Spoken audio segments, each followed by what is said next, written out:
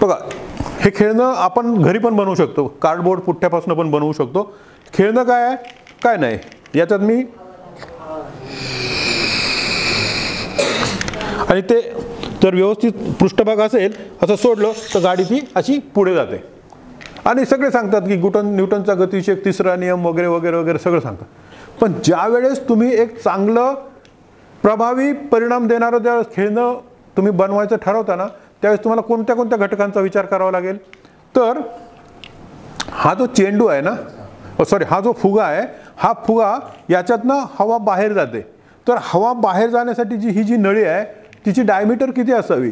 ती जर कमी असेल तर तुम्हाला जो अपेक्षित जो रेट आहे म्हणजे ढकलण्यासाठी जो तो थ्रस्ट आहे तो थ्रस्ट मिळणारच नाही.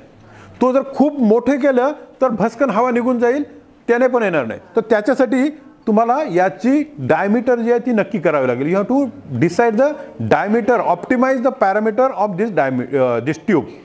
हा एक घटक झाला. त्याच्यानंतर या फुग्यामधून बाहेर पडणारा हवेचा जो रेट आहे तो किती आहे तो आपल्याला माहीत असला पाहिजे, जेणेकरून ही जी गाडी आहे हिचं वस्तुमान किती पाहिजे आपण ठरवलं. ही गाडी जर खूप जड झाली तर त्या रेटाने ती पुढेच ढकलली जाणार नाही. त्याच्यामुळे याचं वस्तुमान पण त्यांना ऑप्टिमाइज करावं लागलं. त्यानंतर ही जी चाकं आहेत, हे चाकं आणि त्याचं जे ही जी प्लॅस्टिकची बॉडी आहे त्याच्यामध्ये काहीतरी घर्षण होतं. त्याचबरोबर या गाडीचं जमिनीबरोबर पण काहीतरी घर्षण होतं. तर जमिनीचं घर्षण, याचं चाकांमध्ये होणारं घर्षण आणि याचं पूर्ण वस्तुमान, ह्या सगळ्यांमुळे होणारा जो विरोध आहे याच्यावर मात करून गाडी पुढे ढकलली गेली पाहिजे. हा झाला तिसरा प्रकार.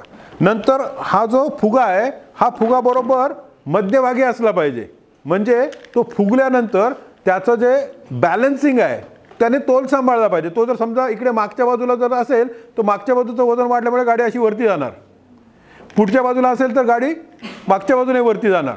तर यासाठी या सगळ्या घटकांचा त्यांना वापर करून आणि मग त्याचे घटक ठरवावे लागतात आणि त्याच्यावर त्या गाडीचं डिझाईन चालतं.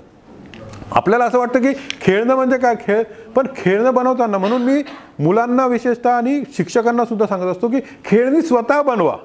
ज्यावेळेस आपण ती स्वतः बनवतो ना त्यावेळेस आपल्या लक्षात येतं की त्याच्यामध्ये कोणत्या घटकाचा काय परिणाम होतो.